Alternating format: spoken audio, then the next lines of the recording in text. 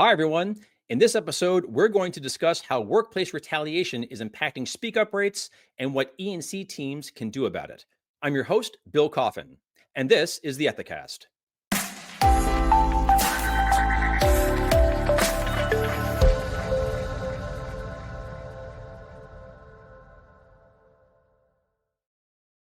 By now, the statistics should be familiar to everyone. More than 85% of employees say that they would report an instance of workplace misconduct if they observed one.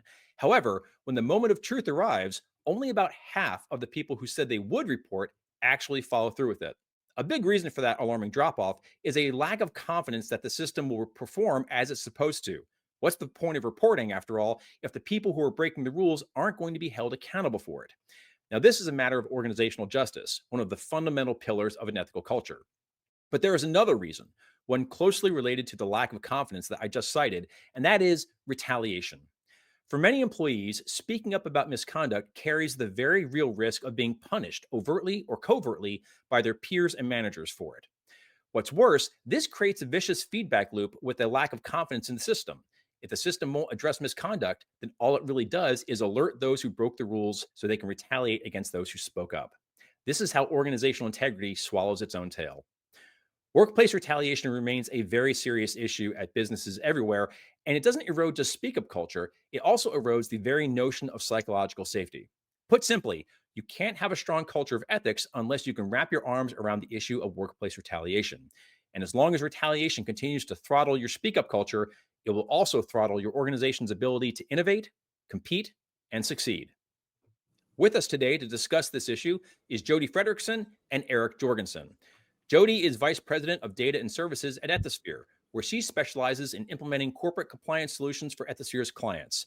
Her work includes providing clients with ethics and compliance thought leadership, drafting and revising policies that meet the highest legal and ethical standards, and evaluating clients' ethics and compliance programs. Eric is a director on the data and services team at Ethisphere and specializes in ethics and compliance program management, specifically the evaluation and implementation of corporate compliance and ethics solutions. His work includes evaluations of client programs, assessment of programmatic components, and operational thought leadership for clients. Jodie and Eric, welcome to the Ethicast. It's wonderful to have you. Hi, Bill. Thanks for having us. Thanks, Bill. Retaliation is a perpetual problem for companies. Year after year, it rates as one of the top 3 reasons why employees are reluctant to speak up. Do you see the climate around retaliation as improving or getting worse? And are there outside factors that companies should be considering when addressing retaliation? Jodie, would you like to start? Sure, Bill. I would say over the course of my career, I have not seen issues regarding retaliation getting worse or getting better. When I talk with clients about this issue, I describe it as an evergreen issue. It is just a constant. And it's normal, right? As somebody that's going to be, wanting to raise their hand to report potential misconduct is going to have concern about their job, regardless and separate and apart from the political or the economic environment that you're currently in. So it's a real fear that organizations need to, take into account. Eric, do you have any additional thoughts on this? No, I agree with you completely. I don't think it's getting better or worse. I'm a little surprised that it stays the same.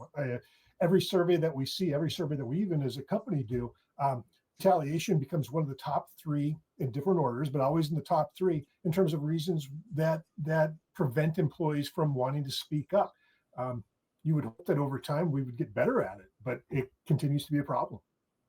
And maybe, Bill, just one thing to add on top of that. One thing that I would call out is that understanding about the concerns relating to retaliation, I think has gotten better over time. Like if you look back to about 2010 compared to today, the understanding about it and the influence that culture can have on willingness to report misconduct, I think is much better than where we were, 15 years ago.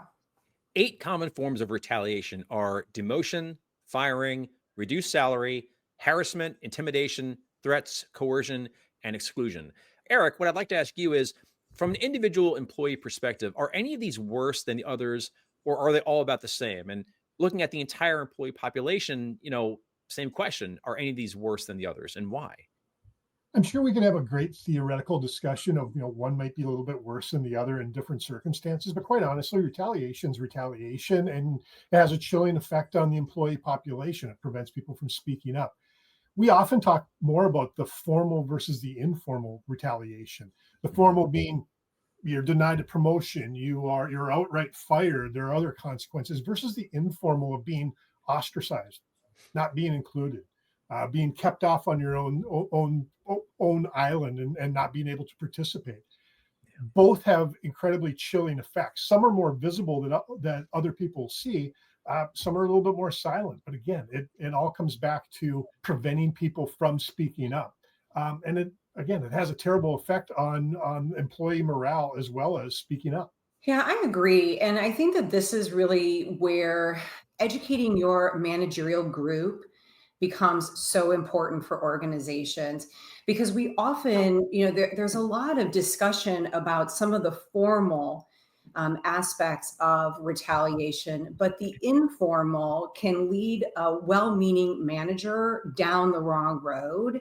And that's where that education for the managerial population becomes just critical to maintaining that culture where employees will be willing to raise their hand.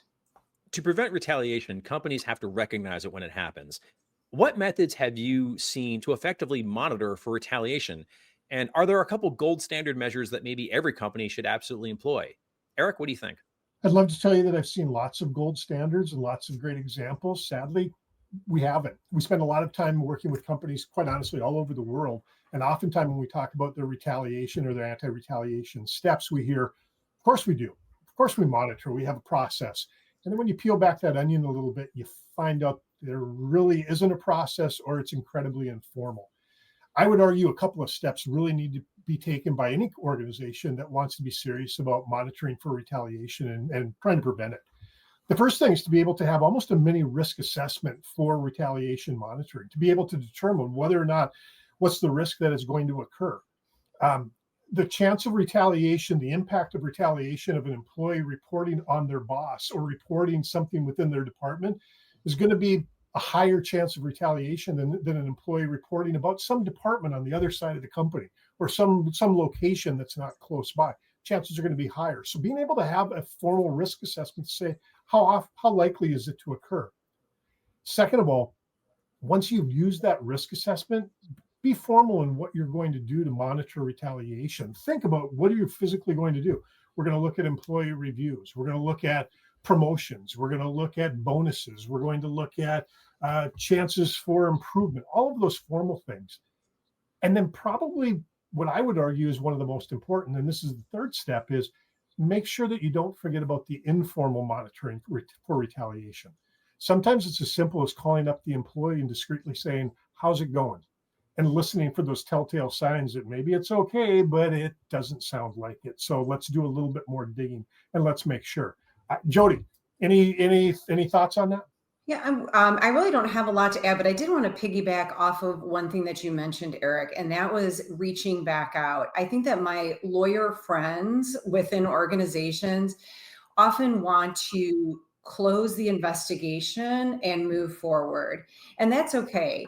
However, having that loop back has shown to be really effective of reaching back out maybe 2 months or 6 weeks after the close, especially in certain types of cases where maybe you're concerned that there is a greater likelihood that retaliation could occur. For example, an employee making a report against his or her manager.